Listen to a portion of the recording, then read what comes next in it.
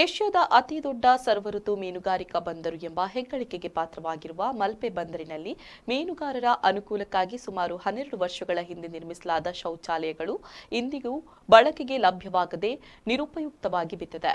ಮಹಿಳಾ ಮೀನುಗಾರ್ತಿಯರಾಗಿ ನಿರ್ಮಿಸಿದ್ದ ವಿಶ್ರಾಂತಿ ಕೊಠಡಿಯು ಪಾಳು ಬಿದ್ದಿದ್ದು, ಮೂಲಸೌಕರ್ಯಗಳ ಕೊರತೆ ಬಗ್ಗೆ ಮೀನುಗಾರರು ತೀವ್ರ ಅಸಮಾಧಾನ ವ್ಯಕ್ತಪಡಿಸಿದ್ದಾರೆ.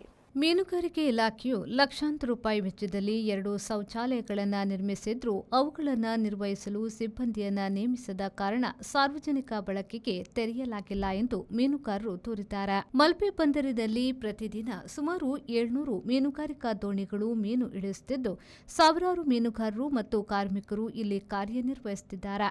ಆದರೆ ಶೌಚಾಲಯದ ಸೌಲಭ್ಯ ಇಲ್ಲದ ಕಾರಣ ಅವರು ಕಿಲೋಮೀಟರ್ಗಳಷ್ಟು ದೂರ ತೆರಳಿ ಶೌಚಾಲಯ ಬಳಸಬೇಕಾದ ಅನಿವಾರ್ಯತೆ ಎದುರಿಸುತ್ತಿದ್ದಾರೆ. ಮೀನುಗಾರಿಕೆ ಇಲಾಖೆ ವತಿಯಿಂದ ಲಕ್ಷಾಂತರ ರೂಪಾಯಿ ಖರ್ಚು ಮಾಡಿ 2 ಟಾಯ್ಲೆಟ್ಗಳನ್ನು ಕಟ್ಟಿಸಿದ್ದಾರೆ.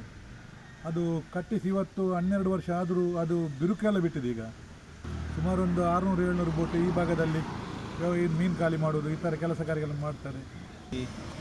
ಟಾಯ್ಲೆಟ್ದ ವ್ಯವಸ್ಥೆ ಇದ್ದು, ನೀರಿನ ವ್ಯವಸ್ಥೆ ದಾಲಕ್ಕಿ ಮಾಹಿತಿದ ಕೊರತೆ ಉಂಡು. ಅಂಚದು ಹೋಗ್ಬೇಲೆಲ್ಲ ನಡತೊಂದಿದ್ದು ಪೂರಾ ಬಂದು ಬಿಡ್ದು ವಿಶ್ರಾಂತಿ ಉಂಡು ಮೂಲೊಂಜಿ ಮಲ್ದೇರು ಅವಳು ಬಂದು ಬಿಡ್ದು. ಶೌಚಾಲಯಗಳ ನಿರ್ವಹಣೆಗಾಗಿ ಸಿಬ್ಬಂದಿಯನ್ನ ನೇಮಿಸುವಂತೆ ಮೀನುಗಾರಿಕಾ ಇಲಾಖೆಗೆ ಹಲವು ಬಾರಿ ಮನವಿ ಸಲ್ಲಿಸಿದ್ರೂ ಯಾವುದೇ ಕ್ರಮವನ್ನ ಕೈಗೊಂಡಿಲ್ಲ.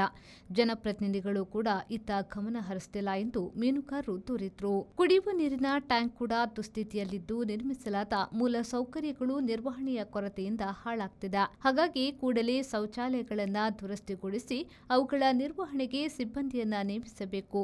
ಸಾಧ್ಯವಾಗದಿದ್ದರೆ ಸ್ಥಳೀಯರಿಗೆ ಟೆಂಡರ್ ಮೂಲಕ ನಿರ್ವಹಣೆಯ ಜವಾಬ್ದಾರಿ ವಹಿಸಬೇಕು ಎಂದು ಮೀನುಗಾರರು ಆಗ್ರಹಿಸಿದ್ದಾರೆ. ಜನಪ್ರತಿನಿಧಿಗಳು ಹಾಗೂ ಸಂಬಂಧಪಟ್ಟ ಅಧಿಕಾರಿಗಳು ಈ ಸಮಸ್ಯೆಯತ್ತ ತಕ್ಷಣವೇ ಗಮನ ಹರಿಸಬೇಕು ಎಂದು ಆಗ್ರಹಿಸಿದ್ದಾರೆ. ಶ್ರೀಜಿತ್, ವಿ4 ನ್ಯೂಸ್, ಉಡುಪಿ.